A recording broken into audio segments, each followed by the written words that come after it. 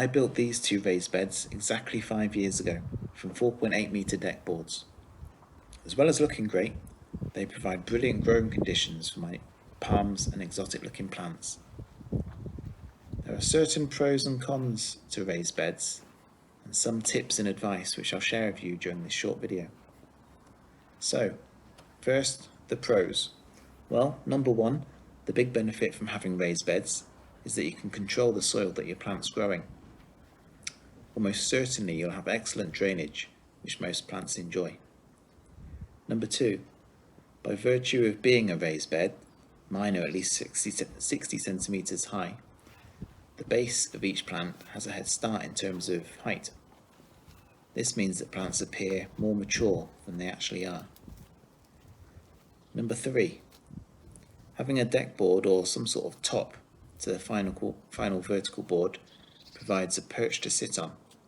It's actually quite comfy and the perfect height for sitting on when we've got a big crowd round or when practicing maintaining a social distance. Number four, the soil warms up more quickly in a raised bed. The sun heats up the boards and that transfers through to the soil and the roots, which stimulates plant growth. Number five, they look great. Now, moving on to the cons. Number one, they're quite expensive. It costs a lot more to build a raised bed than just to plant into the ground. When I built mine, the wood cost about 300 quid, I think. It costs much more than that at today's prices, probably about 500 quid, and using timber is the cheap option. Another way of doing it would be to build it from breeze blocks and rendering the sides and top. And that's before you've bought any soil to fill the beds, which in my case was about 10 cubic meters worth. Number two, when a plant is in the ground, its roots are protected somewhat by the soil around it. A raised bed is more like a massive plant pot, and the soil will get colder, which in tropical gardening can be an issue. I think generally though, this is counterbalanced by the better drainage, which itself prevents damage. It certainly protects against the worst case scenario for exotic plants, which is cold and wet soil. Number three, it requires regular maintenance. I say regular, I give it 1, maybe 2 coats of paint every year. Even if the paint says on the tin it will last many years, it won't.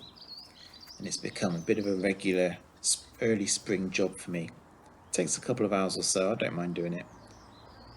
I also try to keep the top deck board clear of soil or anything else to give it a clean look, but also to prevent rot. So those are the pros and cons. Now the advice, my learnings from building this 5 years ago. So number one, I've mentioned 2 options for building raised beds, brick and timber. I'm fairly happy with how the deck boards have fared over 5 years, but there will inevitably come a point when I need to replace some or all of the boards. Whereas if I built it out of breeze blocks, it would last a lifetime and it might just need a re-render every, 15 or 20 years. So on balance, if I was doing this again, and if I was confident that I was staying in the same house for 10 years or more, I think I'd definitely go for breeze blocks, which would be better in the long run.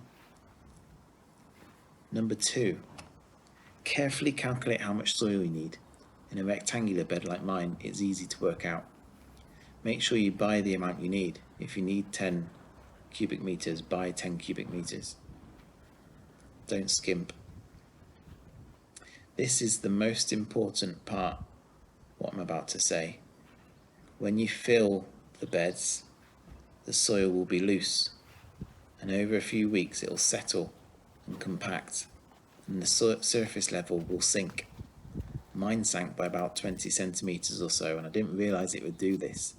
And as soon as I filled the bed, I started planting, and now the plants are at least 30 centimeters below the top of the raised bed, which is effectively halfway down. I've lost half the height of the raised bed, so that was a big mistake. Number three, Add plenty of well-rotted manure. I'm a big fan of this, and about a quarter to a third of my soil was manure. It's cheap to buy and the plants will love it. Number 4. If you're using timber, line the inside with a black plastic sheet. I used a staple gun to fix it around the inside of the bed, and this avoids damp soil from being in contact with the deck boards. This works particularly well because the top deck board prevents any rain from getting in between the timber and the liner. And I say a black sheet because you don't notice it. I've never once noticed that it's there. No one's ever commented on it because it's black and it just blends in. So there you go. I sometimes feel I wasn't quite brave enough in my planting. For example, the Trachycarpus and the Cordyline will grow happily in my normal garden borders. And maybe I should have used these spaces for something a bit more special. Having said that, both plants have far surpassed the growth of similar plants in the ground, so maybe I have done the right thing. I've got a Chamaerops Humilis, a Musa Bijou, a Wollemi Pine, and a cutback red cordyline, as well as bedding plants, including Washingtonia robusta, which I've recently replanted or planted new ones to replace the ones that didn't make it through the winter, and some tulips which reappear every year. So that's it. If you've got any questions, maybe you're thinking of building a raised bed yourself, please let me know. I'd be happy to help. In addition, if you're interested in growing exotic looking palms and plants in the UK or in a similar climate, then please subscribe to my channel for more content. Thanks for watching.